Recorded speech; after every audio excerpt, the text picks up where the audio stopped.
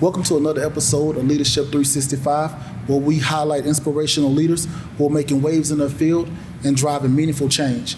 Today, we are honored to have a truly remarkable guest with us, someone whose leadership journey has not only shaped the lives of countless young people, but also serves as a powerful example of resilience, determination, and grace under pressure.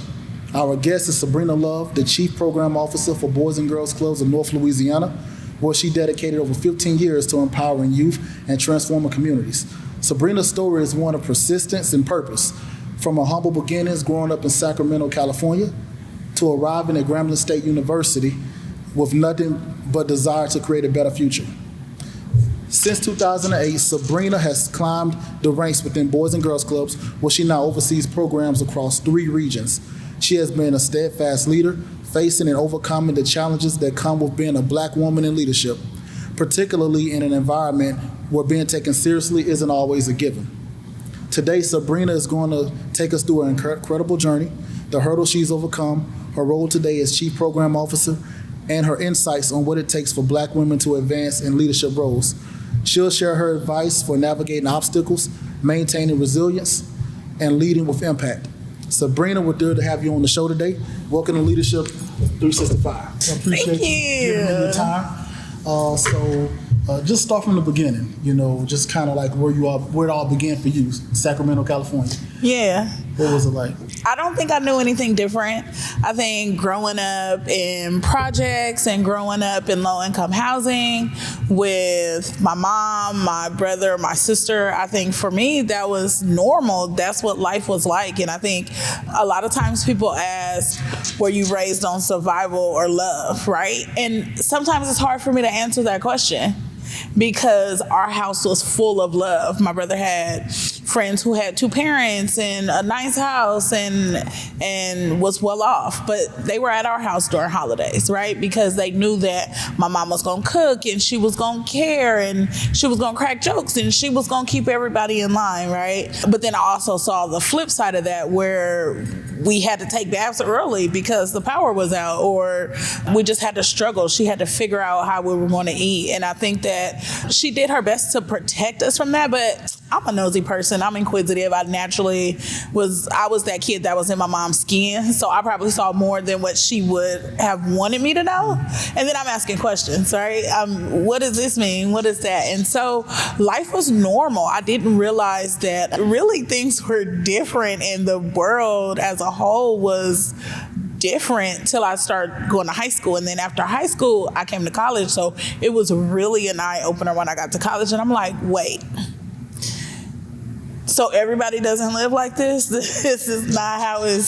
So I didn't know any different. And I'm thankful for every single thing growing up. And I always say, I was in a lot of programs and after school programs and different things like that, community programs. I always say a lot of times, I don't lack daddy issues, because I had amazing men in my life that helped navigate through that process. And so, again, all those things are normal. They're part of who you are, right? So, I mean, it was a blessing. Everything happens for a reason.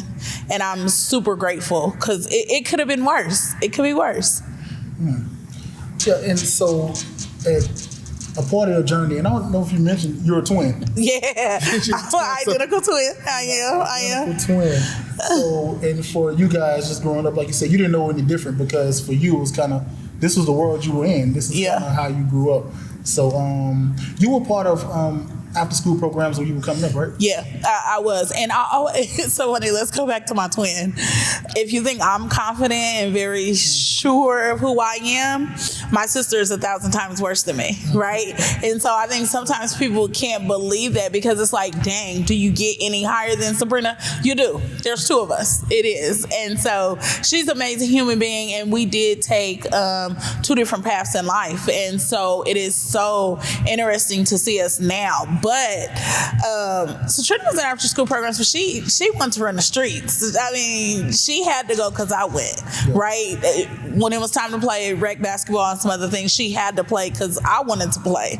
And so she just kind of took the bullet, for lack of a better word, and kind of just figured out that, I'm going to have to do this if Sabrina's doing it. So, and I think after school programs really did help my mom sustain. I mean, she was working 3 and 4 jobs, so she needed that extra time after school to make sure that we were taken care of and we were provided for. And I think in Sacramento, our programs was the city of Sacramento, growing up in low-income housing, so they had a community center, and so they would staff the program there.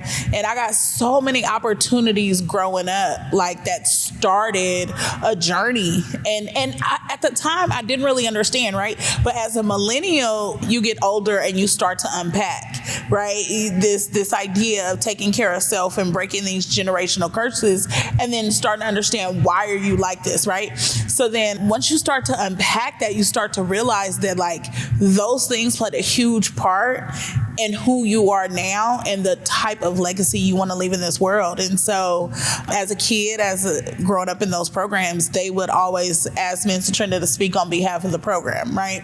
Why was this program so important to our community, right? And so being 8, 9, 10-year-old, being able to articulate why these adults being in our neighborhood was important really set the tone. And I remember growing up, my mom used to always say, just because you live in projects don't mean you have to act like that, live like that, talk like that. And so at the time, it's just one of those things like, this is who we are though, right? But it really did set the foundation. Just because of where you come from don't mean you have to be that. And what she built in our household was way more important than what was happening on the outside of us, So I think those things set the tone. And so growing up in those programs and navigating through them, they gave me my first job when I was 16, 17. And again, like reflecting on this right now, being an early supervisor. I remember one time I was at a summer program and 2 middle schools were close enough in proximity, so they made one program. So it ended up being 2 supervisors there, and they were cool, but they had some competition going on.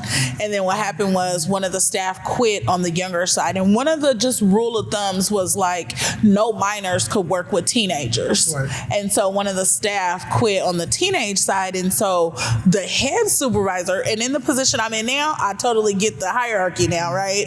She comes in and she tells the 2 supervisors, like, I want to move Sabrina over to the teen side. And I never forget my counterpart at the time. She was over 18 and her little sister was in the teen program, so she really wanted to be on that side. And so I remember her asking, like, why do you get to go over there? You're not even 18. And at the time, it didn't bother me because I'm like, I'm not the boss. They made the decision, right. But looking at that later is what those adults saw in me and my natural ability to just lead and be put in situations that I can navigate through this space. And so those early opportunities really did give me a great jumping start. I tell this story all the time. My mentor, he was revered in the after school programs for the city of Sacramento. And what he did was he created an entire curated program for a certain type of kids. It was expensive to go to this program. We went all day, and he hand selected his staff. I was hand selected. And I remember going, and this program was way out the way. I had to catch 2 buses to get there. There were some things I had to do to get there. He knew and I knew, but it was an honor to be selected for that program. And I learned so much that summer being responsible for so much. And I would get on the buses and walk through that neighborhood and go to the school. And I remember thinking like, oh, I'm going to do this for sure. And I still talk to him. He's still my mentor. I still consider him a father figure, a dad. Like if I had an emergency right now and called him, he would answer without a doubt. And I'm just so grateful for what he poured into me and what he did for me, that those early opportunities really did set the stage for who I am today, for sure. Okay, so what led you to nonprofit? How did you know that you wanted to work inside nonprofit? I really didn't, right? And I always say what happened in my life, I didn't plan anything. Opportunities came. I walked through the door and I was exposed to something else that sparked my interest, that made me say, oh, what is this? Let me explore this. And when I found areas that I excelled in, I kept pushing. I kept learning. I kept shooting in the gym, right? I kept perfecting my craft. I kept after it. And if it interests me, that's what I did. And so I remember coming to Grambling. I'm really good at math and puzzles and strategic things. My mind really does get it immediately. A lot of times I'm accused of I'm processing too fast and I leave others behind, but it's because of that. And so I was an accounting major when I first came to Grambling, and I remember sitting in the class and having a relationship, a connection at all. And so it didn't resonate with me. Like, I would read the material and I would get it. But then when I got to the professor, it was like, oh, you really don't know me. And so I don't know why that's important to me, because it's super important in my day-to-day, my life today. I didn't understand it then. And then so I just happened to be looking through the majors catalog, and I realized that I had a lot of experience in a major that they offered. So I remember going to the men's gym, walking in the office, and the secretary at the time came in and was like, hey, what's your name? And before I could even tell her my name, she was already smiling and telling me who she was and what the major had to offer. And so I knew at that moment I was in the right place, right? And so that kind of what just took off. And then I saw, again, opportunity after opportunity come from that. It was really amazing how God engineered that. And I was blessed. So, and then after that, my career just kind of took its own path. So, yeah. And this is, I know where I met you, but when was the first day you walked through the doors of the Boys and Girls Club? It was the summertime. I was taking summer classes, and I did not have a car still, but I lived off campus, and 3 or 4 of my line sisters stayed here for the summer. So I would just car ride with them. They'll come get me or whatever. And I'm like, y'all, I need to secure my intern before I go home. So we all got a job at the movie theaters. Right. Because they're all working. So we all got a job at the movie theaters. You used to work at the movie theaters. Yeah, I did. And I love the movies. Let me be clear. I'm a people's person. I love movies. I just love the movies. It wasn't too much fast food, but it dealt with people. I just love that experience. And doing it with my line sisters was fun. Mm-hmm. We saw a lot. So we had a great time. And so we go to the movies, and I'm like, hey, somebody got to drop me off at the Boys and Girls Club, because I heard they got an intern and I need to work up there. So I walk in. I remember seeing the lobby looked completely different, and I walked in and I said, hey, I'm interested in an internship here. Can I get the application? So the front desk at the time, she gives me an application. The director was not in, so I had not seen him, but I did all my paperwork, turned everything in, and then when summer school was over, I sent an email like, hey, I'm going home for 2 to 3 weeks. Is there anything I need to do before? What's the start date? Position. So he replies with an email and says, hey, we have you all set up, ready to go, but I'm retiring at the end of summer. So you have a meeting set up at this day, at this time, just show up. And then the name was kind of weird in the email. So I replied and said, well, should I make contact with her about the meeting? He replied and says, no, and it's a him. We'll see you this day, this time. And so that's exactly what happened. And the rest is kind of like history. Yeah. So that was the beginning. The very beginning. That was summer of 2008. That was July of 2008, probably right after 4th of July, because I was going home for a couple weeks before school started, and I wanted to secure that. And I knew I didn't have a car. I knew I couldn't do internships that was far, but I knew I needed to graduate. Yeah. And that was my last resort. And so because I had been involved with Boys and Girls Club, because what happened growing up in Sacramento, because of low income, the city took over, right? And then Boys and Girls Club started to emerge in Sacramento. And so they put a Boys and Girls Club on the other side of the community center. It was like two parts of it, right? But it was two different entrances, two different sides. And so the Boys and Girls Club, when they came, they didn't have adults that genuinely cared.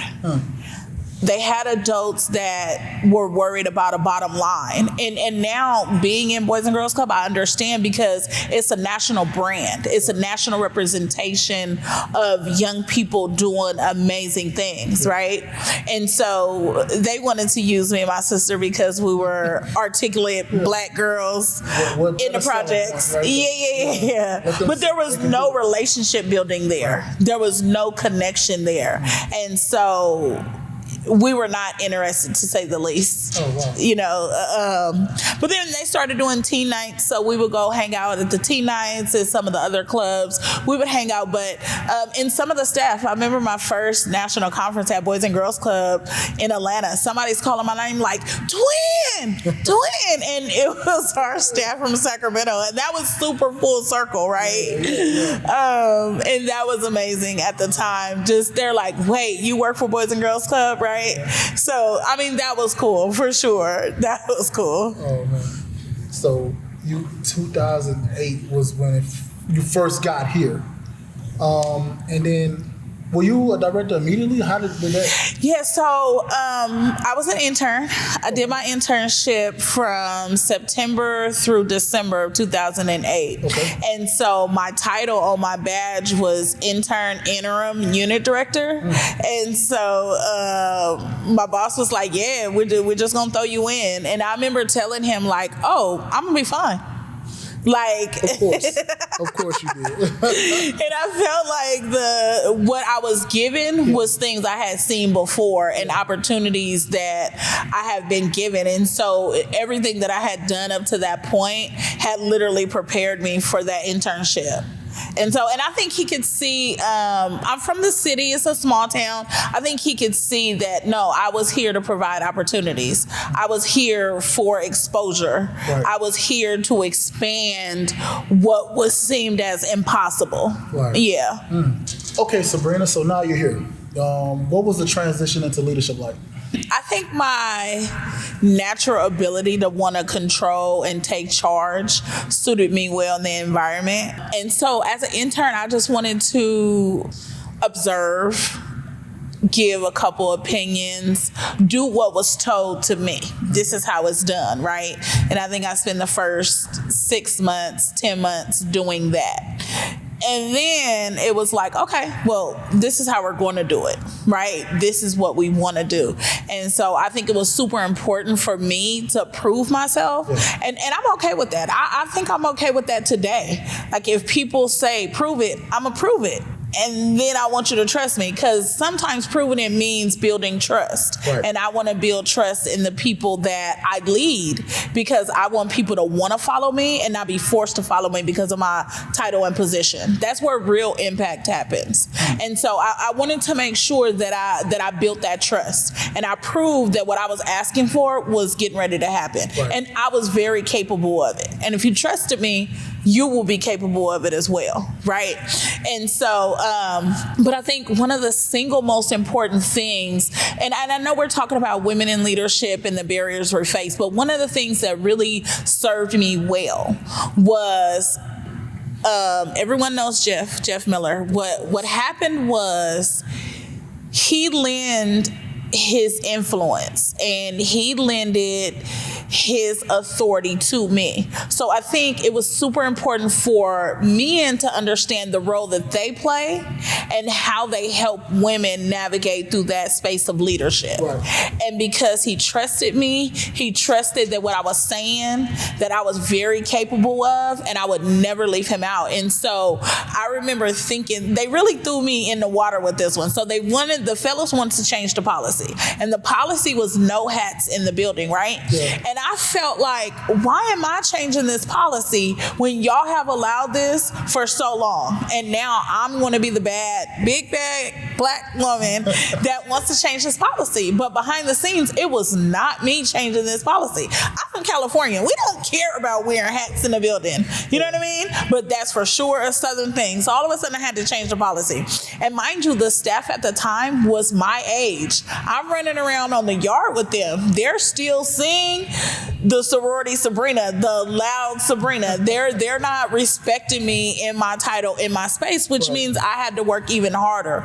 And so some of the things that the males on my staff did was help navigate that space. And so instead of me always being the person to say, take that hat off, do this and do that, they helped support that effort and say, we got to take our hats off. They were the first ones to remove their hats. They were the first ones to do these things. And so that really helped get started as I transitioned. It made things a lot easier. And of course, naturally, people question, being an outsider, not from here, you don't understand the politics. I don't, and I honestly don't care, because this is what's right. Right is right, wrong is wrong. And if you want to be good, we have to move in this direction. And I mean, honestly, change is hard for everyone. Let's be honest, like change is hard. Growing pains come with that. And when you are insecure, when you have been failed by a lot of people, all of those things come to play in the workforce. And so my job was to make you feel comfortable that I am exactly who I say I am. And to this day, I still get questioned that. I mean, people have to apologize, like, Sabrina, I'm sorry, I thought you did that, but you did. And it's my perception. One of the things I've accepted is that in leadership, people are going to fill in the blanks. People are going to assume you are something. And me and you have so many conversations about, Sabrina, I saw how you took that blame, and that is not what happened. I know. She definitely takes the blunt of a lot that it's not on her.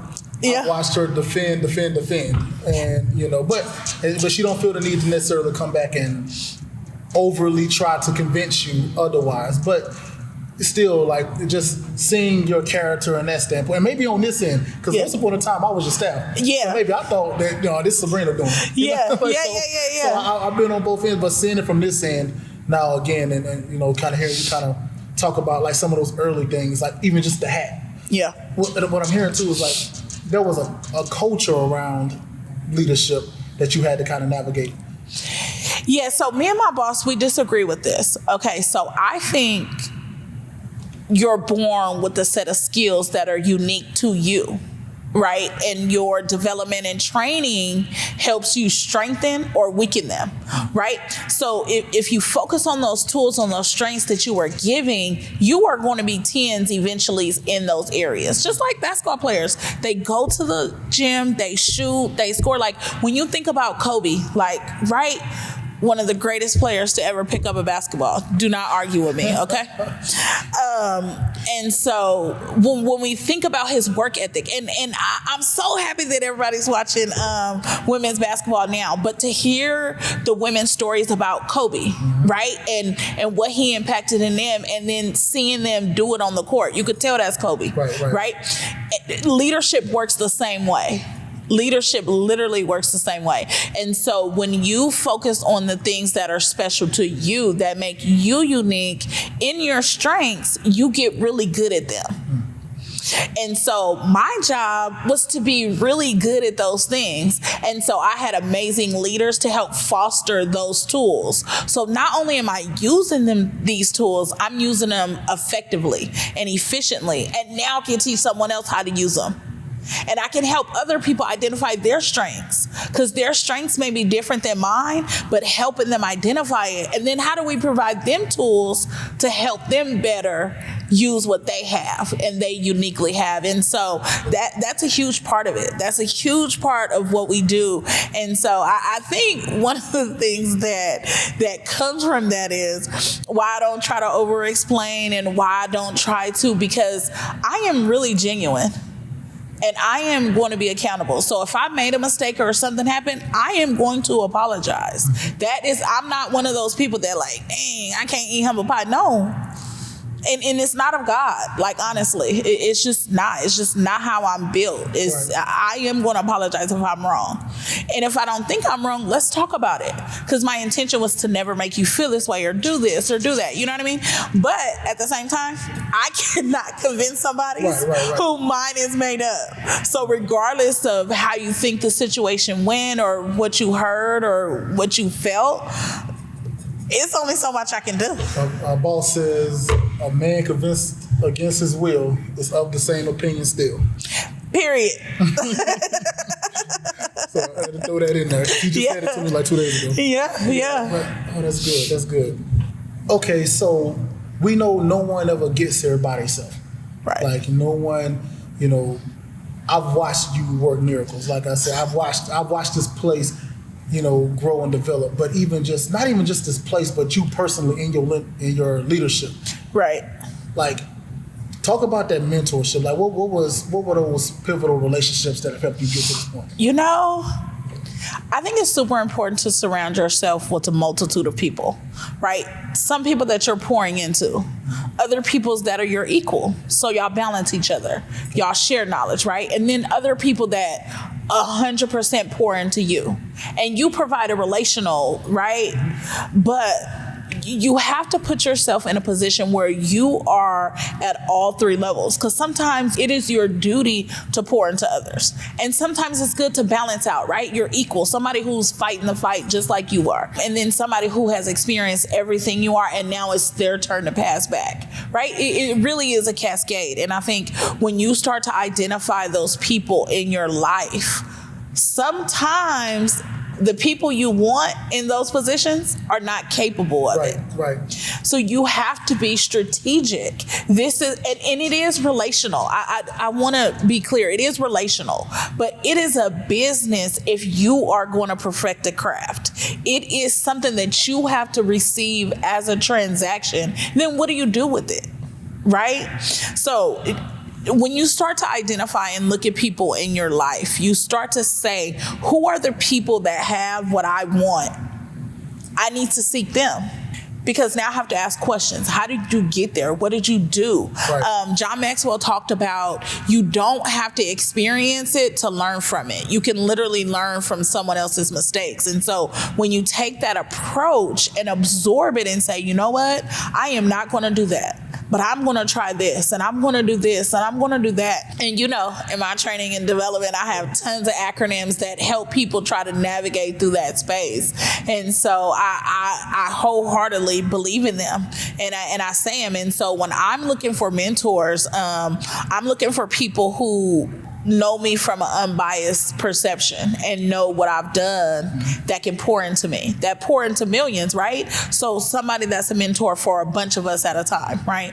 And then I'm looking for someone who directly is personally connected to me and can call me, because sometimes you need teachable moments in the moment. Sometimes you need that. And so you need that right then and there. And then you want to completely outsource someone else.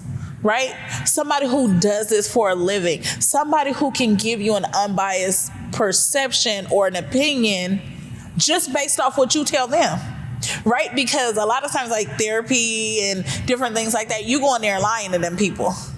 you go in there telling them people what you want them to know, right? So if you put a professional there that does this for a living, and you go in that meeting telling them what you think you want to tell them, right? They're going to naturally still kind of poke holes in that because they're a professional. Right. And so even if you don't tell them the whole story, they said something that made you think about, dang, they right? So when you start to look at a three perspective, somebody that's doing it to the masses, there's a connection there, but the masses, right? And then somebody that is relational, that is directly in front of you, that sees you in the moment, can correct you, right? And then a professional. Right? A professional that does this for a living, that guides you. When you look at mentorships, you want to look at those three spaces while still doing those three things that I mentioned at the beginning. Pouring to somebody else, interacting, engaging with your equal, and then chasing after somebody that has what you have. Right. Right. I hope y'all are taking notes. That was just a masterclass on how to approach mentorship. Well, and you have to look at it from a holistic perspective, and every opportunity should increase somehow. And when you pour out, you have to get it from somewhere else. And I never forget. I tell you, we're talking about the barriers and stuff. Let's talk about my equal, my partner, right? Somebody that I've gone through the movement with. We have very similar career aspirations. I would like to think that we're very similar in leadership. We got very similar personalities, and I think the world sees it too.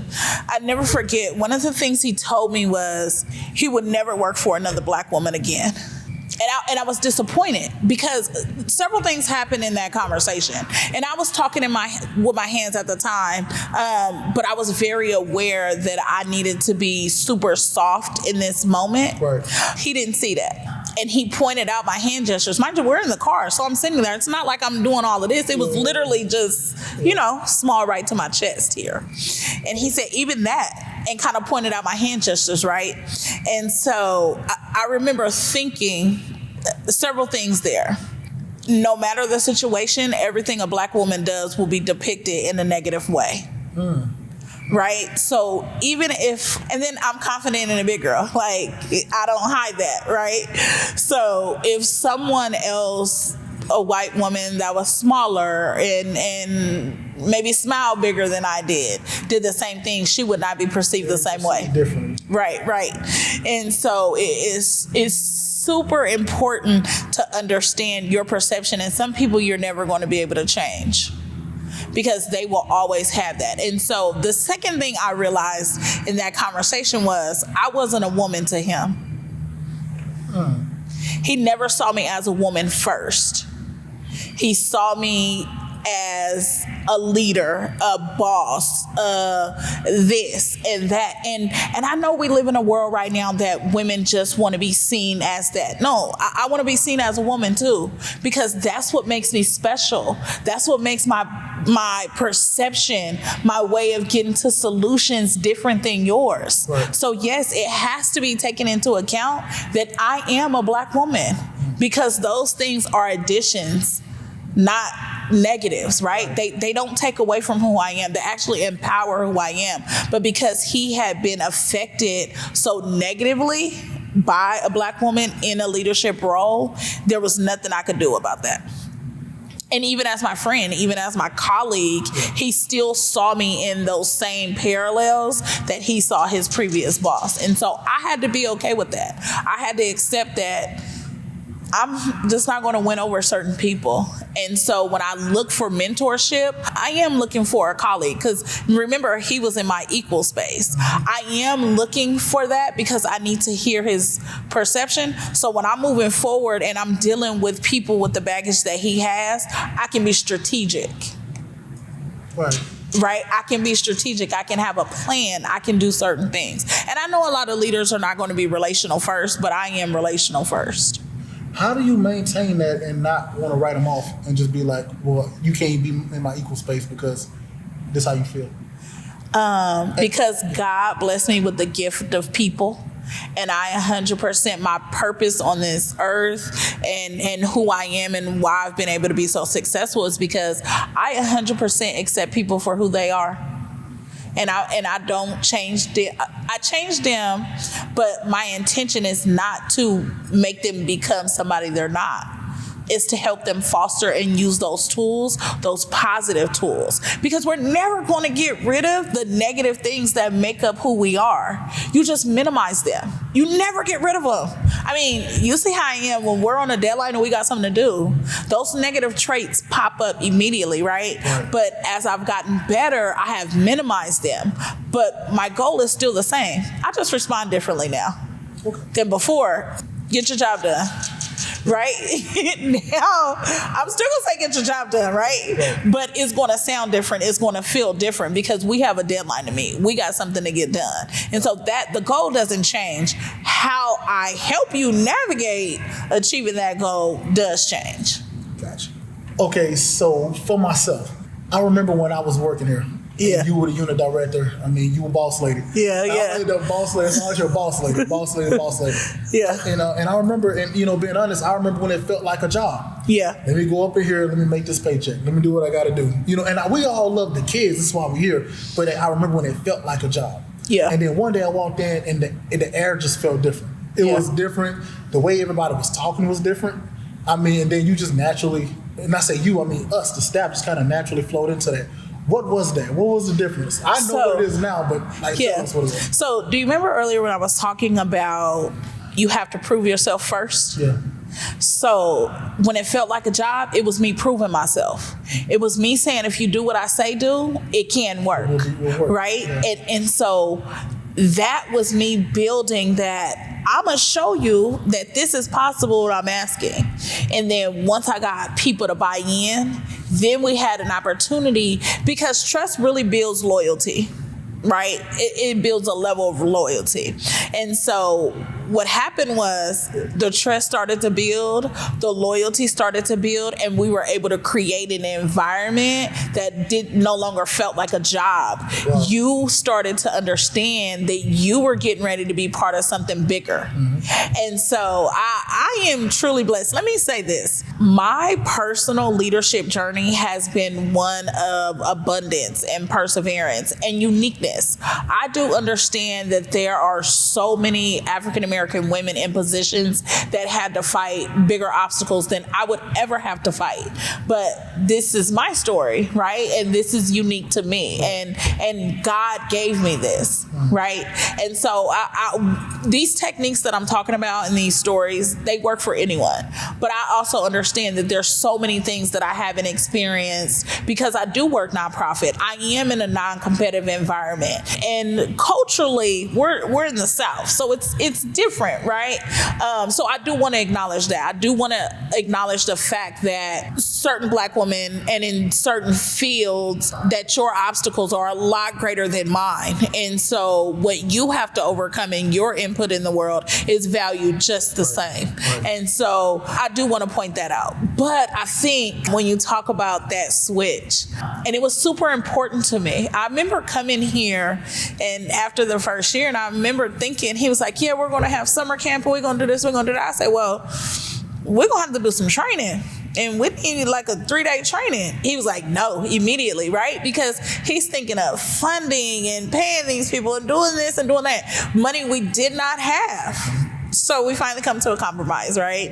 And we do a 1-day training for about 6 hours. And this is me just saying, this is what we need to know, this we got to do. But I was very hands-on early on in my career. I never sat down. I was always in the back. I was constantly walking around. Like, there was things that had to get done. And I tell my unit directors now, your programs should be 100 times better than mine, because some of the admin stuff that I had to do, I take off their plate because we have multiple people to do these jobs now. Then it was me.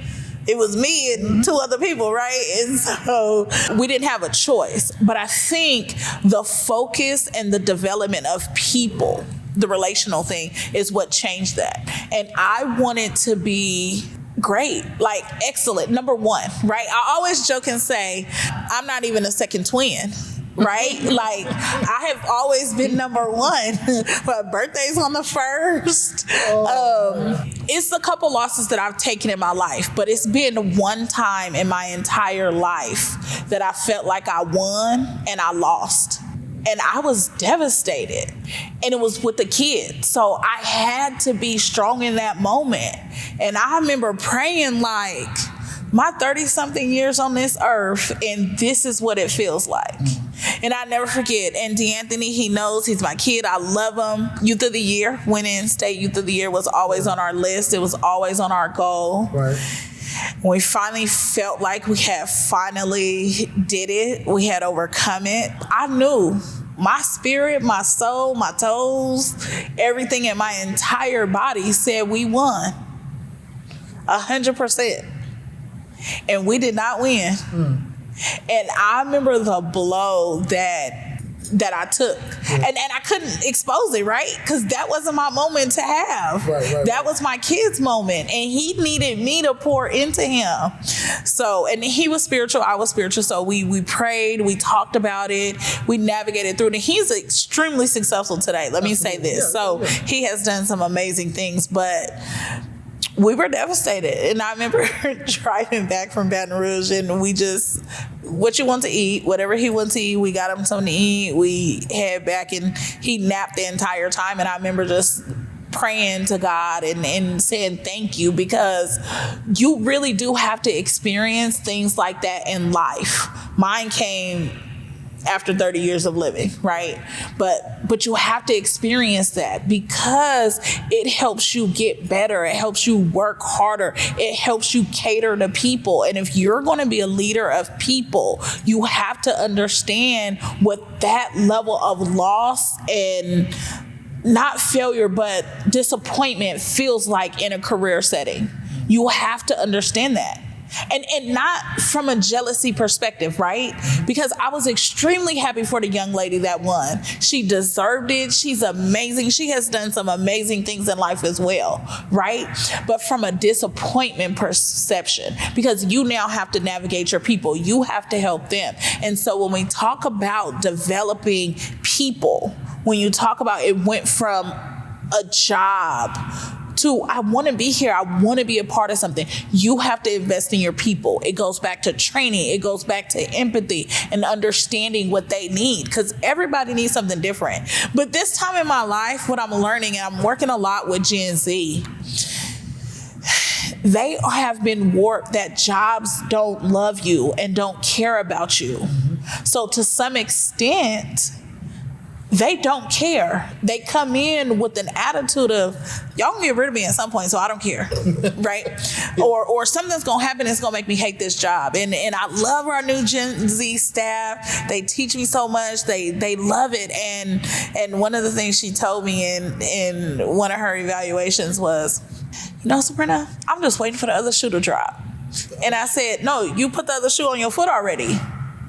It didn't, it dropped and you fit right into it. Cinderella, you know? And I remember, yeah, exactly. It fits you because you belong here, and this is not one of those jobs that's pretending. No, the expectations are extremely high. And if you work hard, you will meet them. Right. You won't hate it here. Now, people do struggle in the environment sometimes because the expectations are high. And I think people forget because of the flexibility, the some of the things that we do offer that other jobs don't, they forget. And so when people are reprimanded or not meeting the expectations, it's almost like a surprise, because we do value relationship.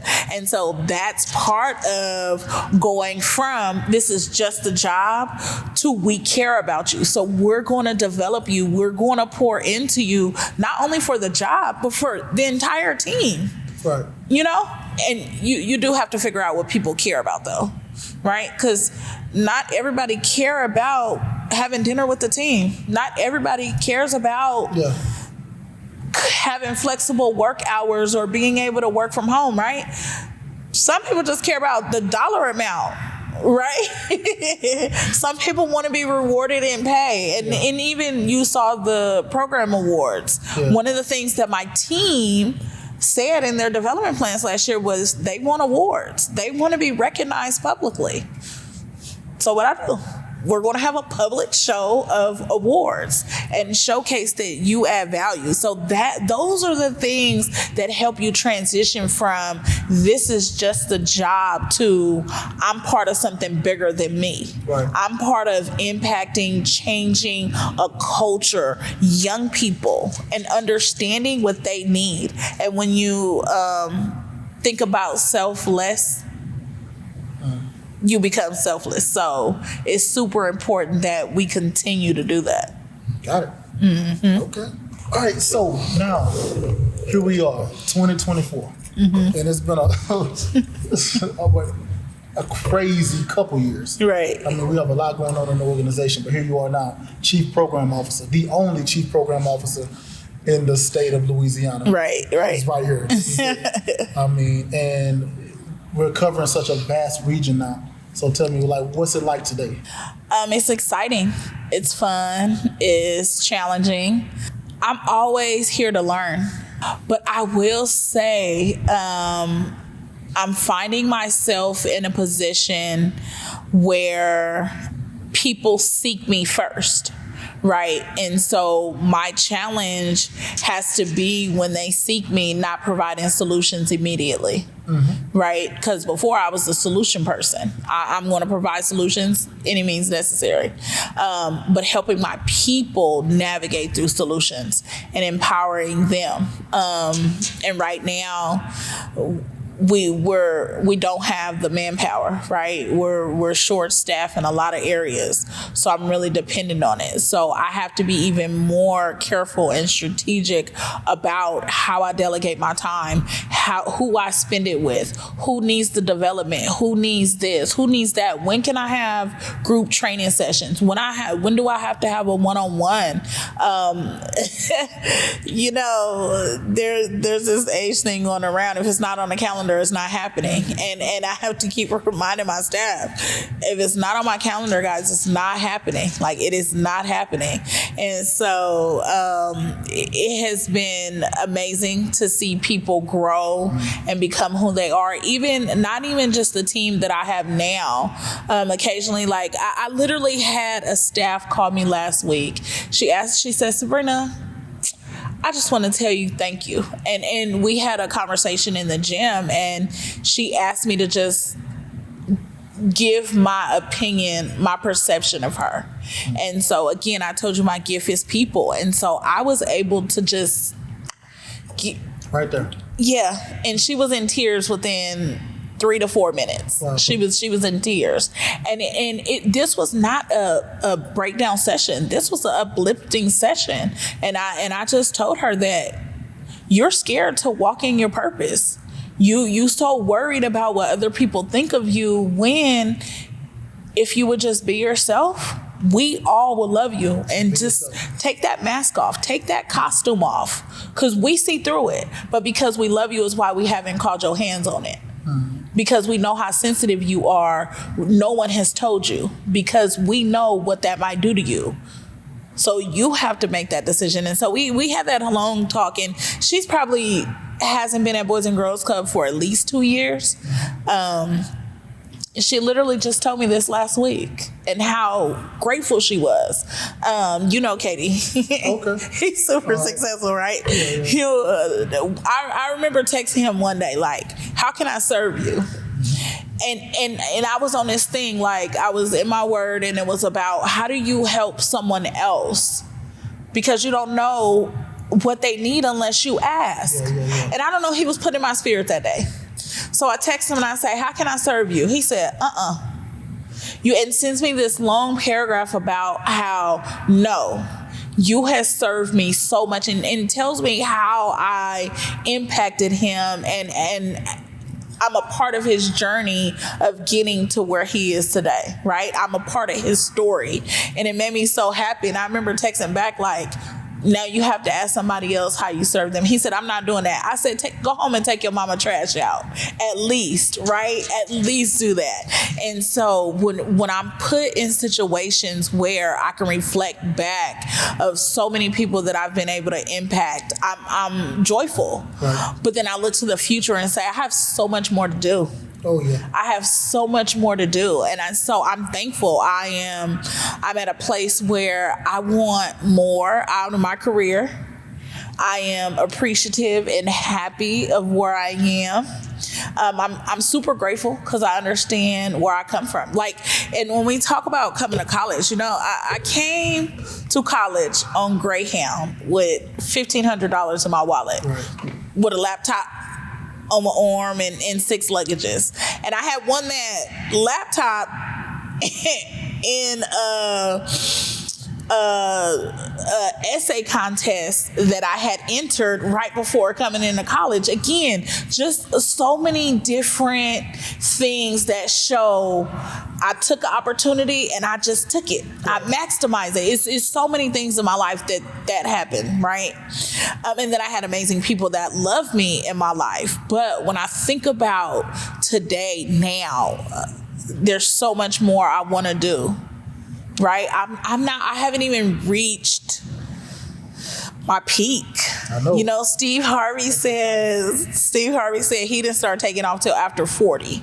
So be patient with yourself. And when I think about you, Scott, I am so proud of what you have done, right? Scott started as an intern. He would come and volunteer. He probably was volunteering for ulterior motives, but he was consistent and he did what I asked. Hey, some of the kids that used to get you back in the day used to get you. I'm not gonna fight. They know they used to get you. Yeah, they know. I've talked to them in Walmart and other places. They know. Absolutely. And so as an intern, and I remember telling you, like, soon as the job opened, I'm gonna give it to you. You got the job. You've been with us for so long. I remember the day you told me in the van that you had to leave and you had to be a man and do what you had to do. And it was right. It was like gut wrenching because I'm like, no, this was 2 weeks after Vanessa had announced that she was leaving, right? So I was like, OMG, right? Like, how am I going to navigate this space? And I remember thinking like, but I'm so proud of you because you have to do this. I mean, you wrote a book, starting this podcast, like so many things that you set your mind to, you do. And it's a great testament. I know your boys love seeing that because you do have to navigate in a space that if I want to do it, I'm going to go after it. And I think my career speaks that. I'm at a place where, you know what? Literally nothing is holding me back. Why am I choosing not to? And so I'm reading a book right now. It's The Self-Awareness Leader by John Maxwell. And so I don't lack self-awareness. I lack self-regulation and discipline. And part of that, I think, is my upbringing. And so I'm trying to navigate that space. And I say I haven't reached my peak yet because I haven't even remotely started to behave in a disciplined manner. And the moment I do, I mean, right? Wow. Okay. The moment I do is when we should be worried. So when you talk about this transformation, Sabrina, oh my gosh, when you start to see it physically, mentally, spiritually, then you're going to be like, oh, Sabrina's on a completely different level. Right? But all change starts with awareness first. Right. And so I'm at the point where that is where I am in my career, and I'm so thankful. And I'm battling between right now in my career about accolades and appreciation and doing the work. Right? Like me and God are having conversations around that. What does that look like? And so I'm trying to stay humble in myself to not be worldly and say I need awards, but at the same time maintain my motivation and a high level of work ethic. So it's an exciting time in the world. Okay, so Sabrina, you've accomplished a lot. You've accomplished so much. I mean, I'm looking around this gym, and we're in the Boys and Girls Club right now. There's no befitting place to have this conversation.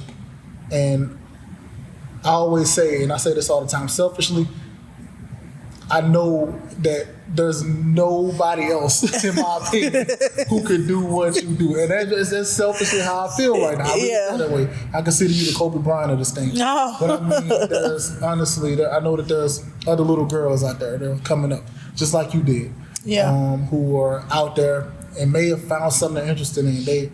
Or they're trying to figure out what that thing is. Or maybe somebody's just starting a profession, they're facing that pushback already. Yeah. So what would you say to that person? First of all, I would say love yourself. Embrace who you are. Yes, you can improve yourself, but don't become somebody you're not. Stay true to yourself. And people will adjust. I promise you, people will adjust. So be true. Love who you are. I would also say be open to change, be open to make those adjustments because they will make you a better person. And if it does not impose on your values and your morals, be open and fight hard. Life is going to life. Things are going to happen, but you have to persevere and you have to do whatever it takes to make yourself better and healthy. I mean, and we deal with so much mental health and society. Do not let society impact you. Listen, I used to tell all my my staff, my workers, college don't have an age limit. This is not you got to graduate by 18 like high school. No. College does not have a age limit. Starting career, starting over does not have an age limit. Graduating college at 22 and 40 is still a celebration.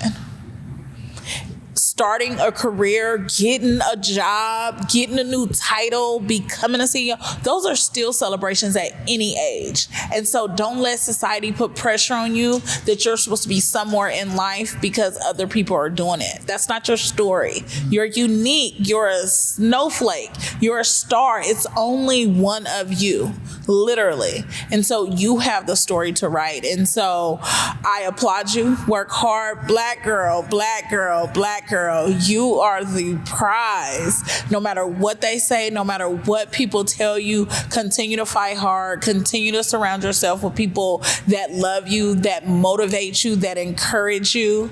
And also have a good time. Because, you know, I'm going to have a good time. And you need that in your life sometime. You really, really do. And so the more you appreciate and understand who you are, the better you're going to be for those around you and to accomplish your goals. So I'm super excited about the future. And again, Scott, I cannot say enough how thankful I am for this opportunity to speak. You are one of those people that really have watched me transform. And some people are never going to see that, which I'm okay with because I can't prove myself to everybody, right?